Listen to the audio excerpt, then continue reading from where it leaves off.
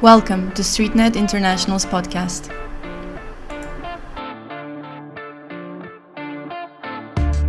In anticipation of the International Day of Street Vendors, November 14th, we chatted with StreetNet Senior Advisor Pat Horn about how the organization was created and why is it important for street vendors and other informal traders to self-organize and promote international solidarity. Thank you for listening, and we hope you'll enjoy our podcast.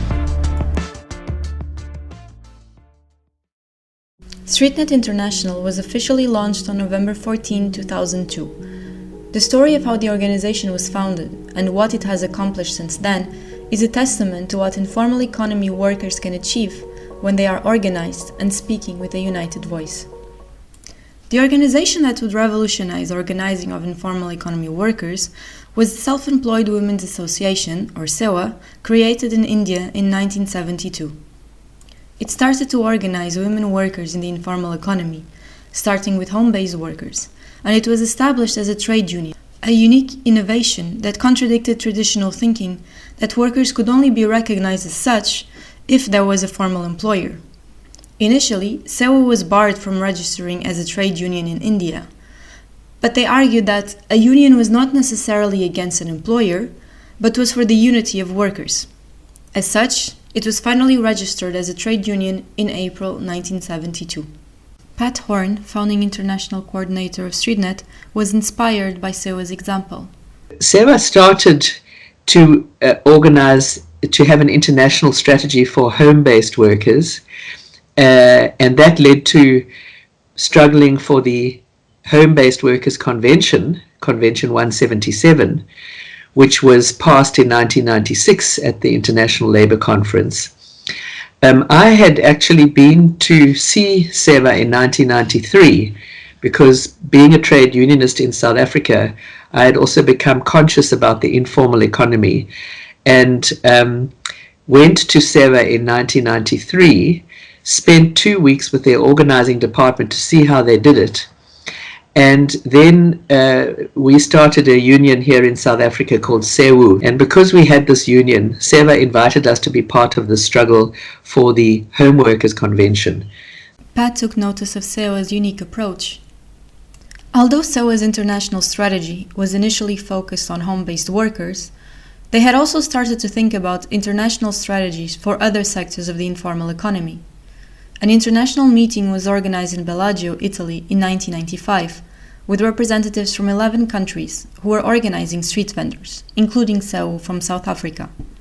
That is where the idea to set up StreetNet first originated. According to Pat, it was directly influenced by SEWA. There was a glaring need for international solidarity between informal economy workers because they were still not recognized by formal trade unions. Trade unions at the time were organized internationally through the World Federation of Trade Unions, the International Confederation of Free Trade Unions, and also the World Conference of Labor.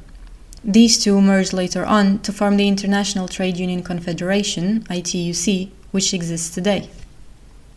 The workers in the informal economy didn't have the kind of solidarity that formal sector workers had, who were organized into international trade union organizations. None of those really included informal workers, except for, where some of the formal unions were starting to extend their scope. But that wasn't happening in a widespread way by the time we started this work in the 90s.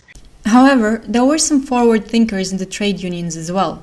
In Africa, the Ghana Trades Union Congress started to organize informal economy workers from the agricultural sector as early as 1979. When General Secretary Kwasi Aduamankwa realized that the workforce in Ghana was largely in the informal economy, he started to influence the Ghana Trades Union Congress to organize informal economy workers in other sectors as well. The International Union of Food, Agricultural, Hotel, Restaurant, Catering, Tobacco, and Allied Workers Associations, which worked with SEWA and to which the Ghana Trades Union Congress was affiliated, was the entry point of informal economy workers' organizations into the formal trade union movement.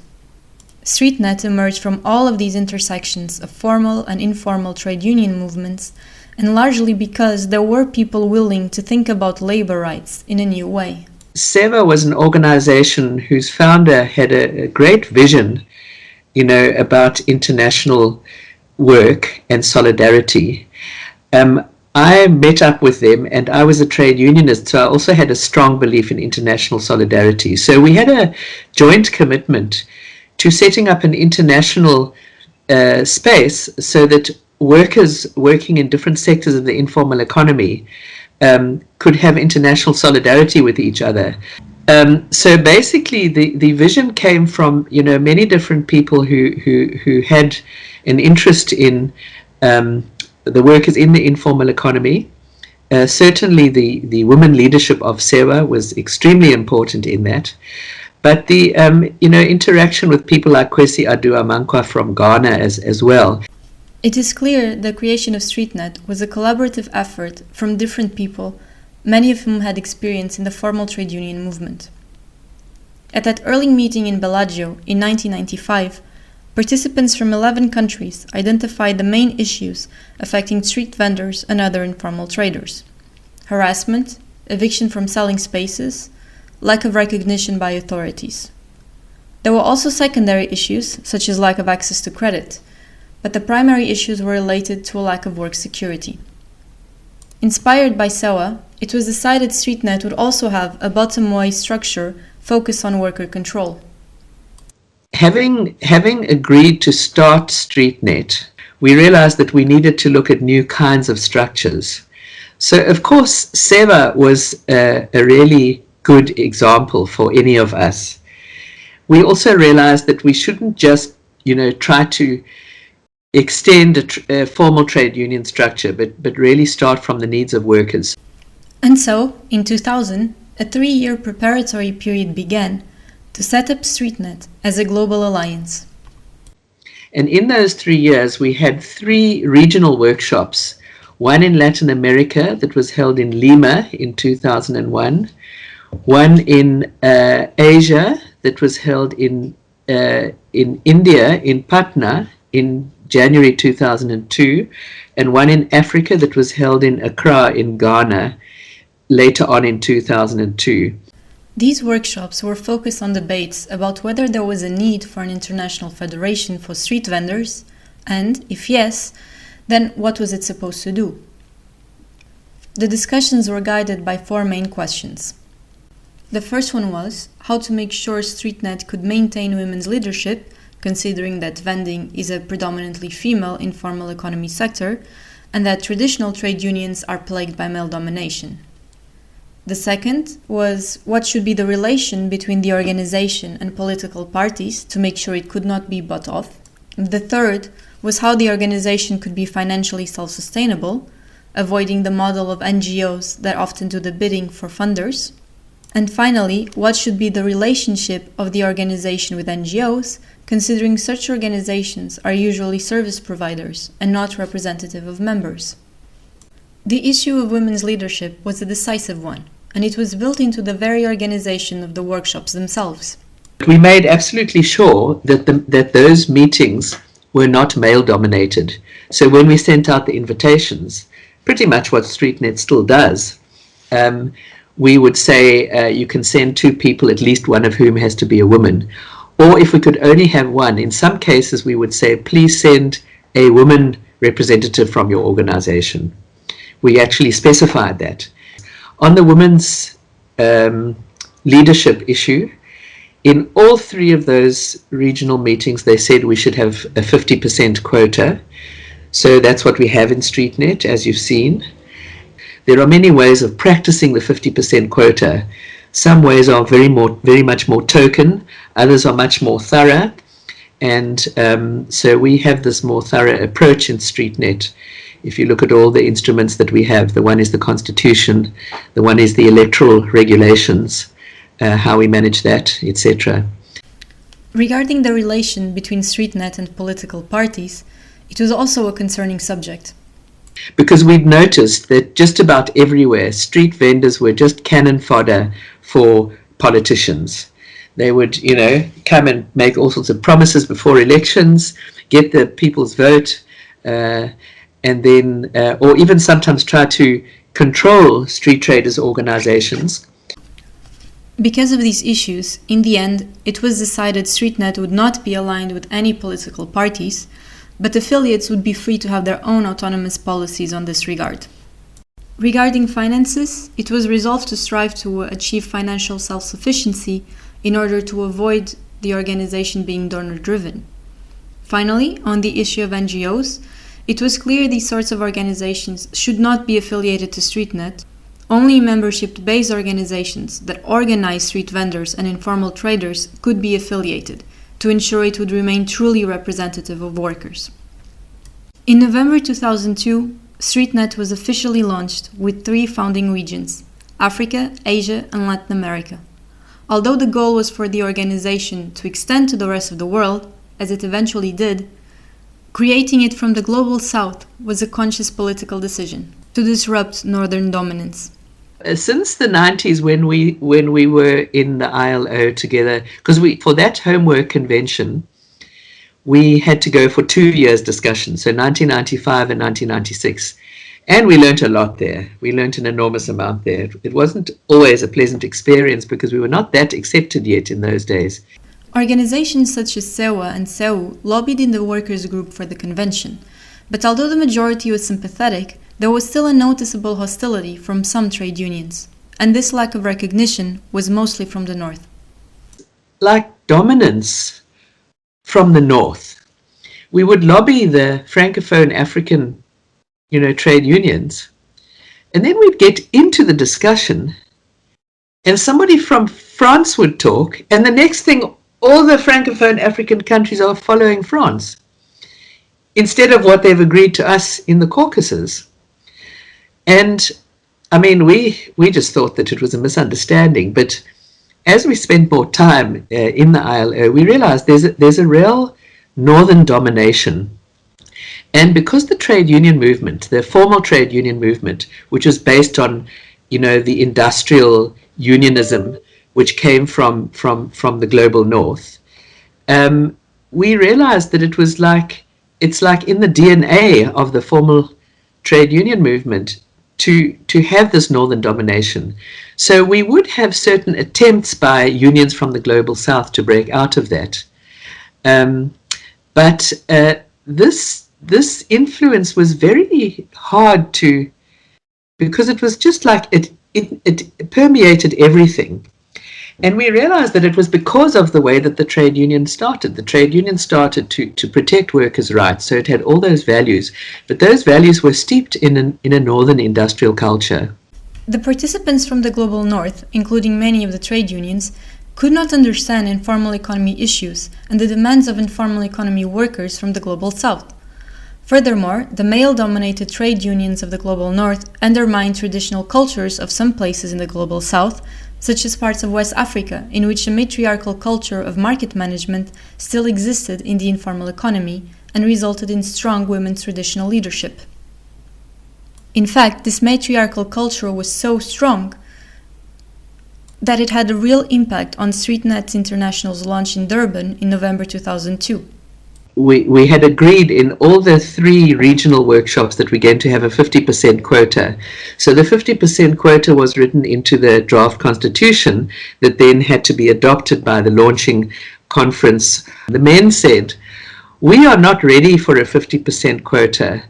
We agree with women's leadership, but we are not ready. We think we should have 30%.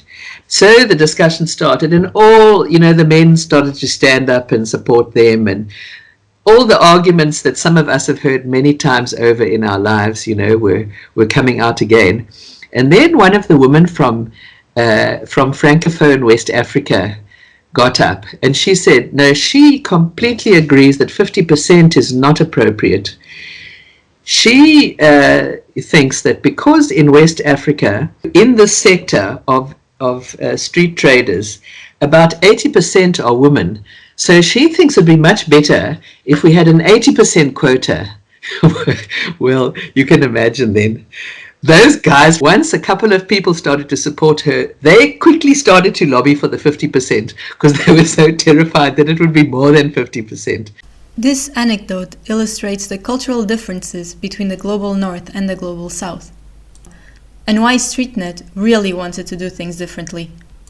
So it actually gave us, more of a basis to develop a strong women-controlled organization, but only if our influences came from the South.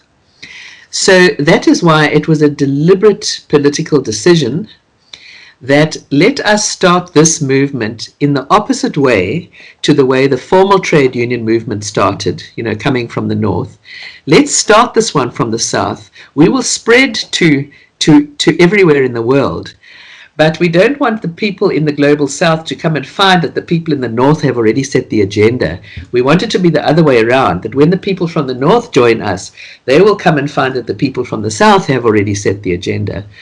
Another difference between the global North and global South, when it came to these issues, was the level of acceptance of the informal economy as an integral part of their respective societies.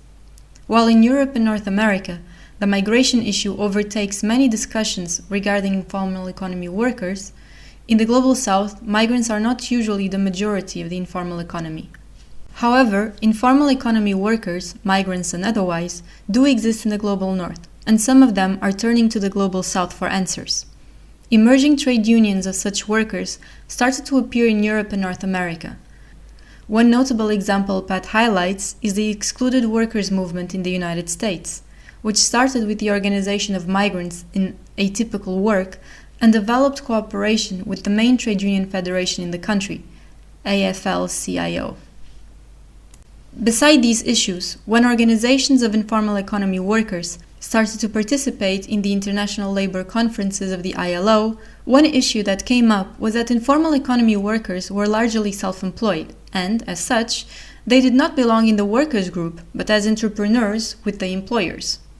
When we were in Geneva in the 90s with the Homework Convention, some of the employers noticed that our little group was very well organized there at the ILO, and we were better organized than the formal trade unions, and we were definitely better organized than the employers. So the South African employers, who I had known when I was a chemical union organizer, and we used to fight with across the negotiating table, they told us, no, you people are in the wrong, you shouldn't be in the workers group.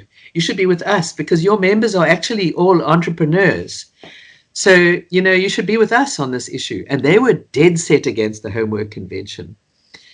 And I just said to the South African employer guy, my friend, in your dreams, we're not going to be with you. We're a workers' organization. He said, no, but your people don't have employers and blah, blah, blah. It's very important to be clear about that issue as well. In other words, that means your class position and where you put yourself class-wise. So the class issue has to be very, very, very well understood. Otherwise, it's easy to go astray in an organization whose members are mainly own account workers.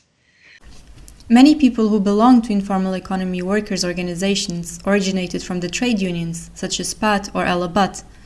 Gradually, these organizations were accepted by the labor movement. SEWA was accepted to be part of the ILO structures as a trade union. Then, StreetNet followed suit as the first global federation specific to an informal economy sector.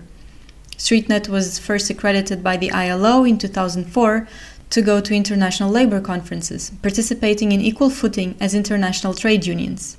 But other international informal economy organizations were eventually accredited as well, including WIGO and the International Domestic Workers Federation.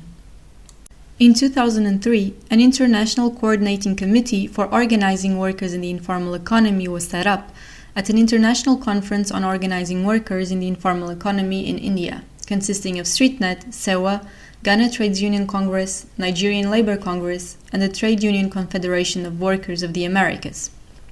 We had this loose structure, which was to work on the international organizational environment to break down some of the resistance to our organizations that we were meeting in various places, and to bring the trade union movement into a more sort of positive frame of mind about working with organizations of workers in the informal economy.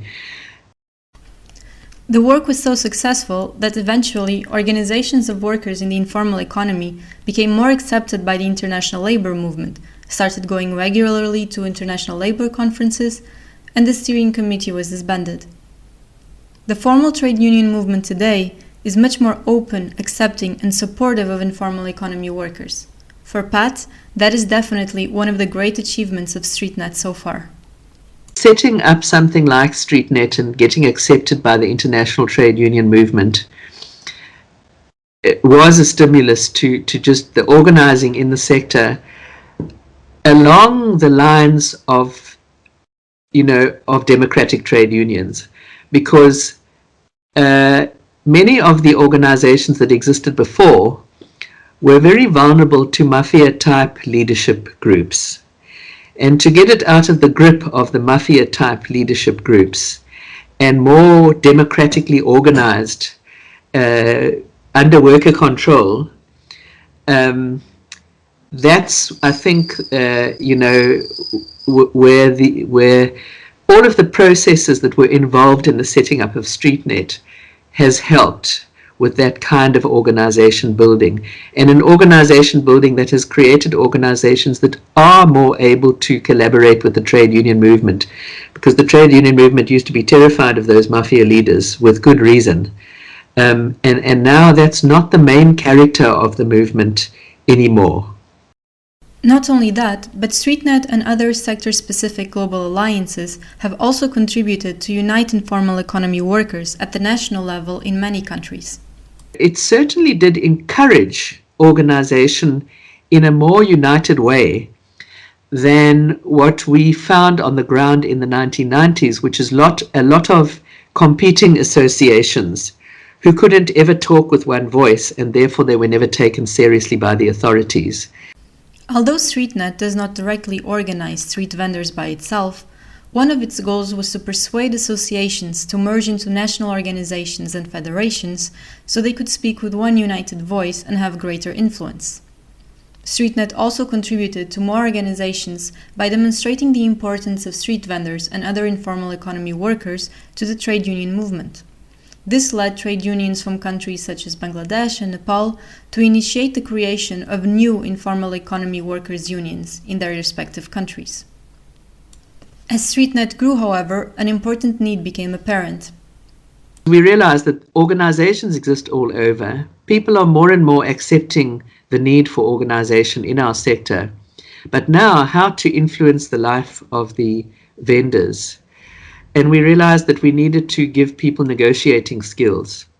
Starting in 2012, StreetNet conducted research on the kinds of negotiations already taking place spontaneously, and started to provide negotiation skills courses to affiliates, but also to StreetNet's team itself. Some leaders in StreetNet affiliates are experts at negotiations and have managed to lobby for important laws and gain access to key social dialogue spaces. But others are still learning about it. Even in countries where informal economy workers are affiliated with national trade unions, it is still a challenge to adopt formal negotiation structures between workers and employers to the negotiations that take place between informal workers' representatives and authorities. The ability of organizations to influence planning about traders has happened in some countries. It's very uneven. And I think that of course, it's not StreetNet who goes in there and negotiates, but I think that having the backing of StreetNet and the training which StreetNet has done to the leaders on negotiating skills, and then being able to quote examples from other countries, which really intimidates the municipalities. The minute they have street traders coming and quoting what's going in other countries, they realize that they're dealing with people who understand what's going on internationally, and that somehow makes them listen more, so that also helps. The fact that StreetNet organizers and affiliates work together to collect information is also important, because it gives a more detailed view of what exactly is happening on the ground. Having a direct impact on the lives of street vendors and other informal traders remains the priority. The stronger the organization is, the more it's able to have an impact on the ground.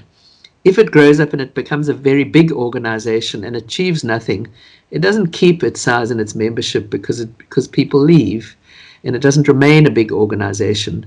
So those organizations that are big and who remain big, usually they've managed to achieve certain things and people remain with them because something has changed in their lives. So I think there's been some impact on the ground, and I would regard that as the biggest success of StreetNet, is that it's having an impact on the ground in many of the countries.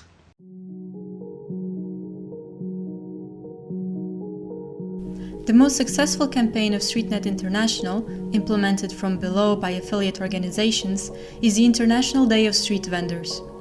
It was adopted in 2012 and it marks StreetNet's launch on 14 of November 2002. Every year, organizations of street vendors and other informal traders from across the globe celebrate this day in their countries and cities. They organize events, share information and materials on social media, and inspire international solidarity.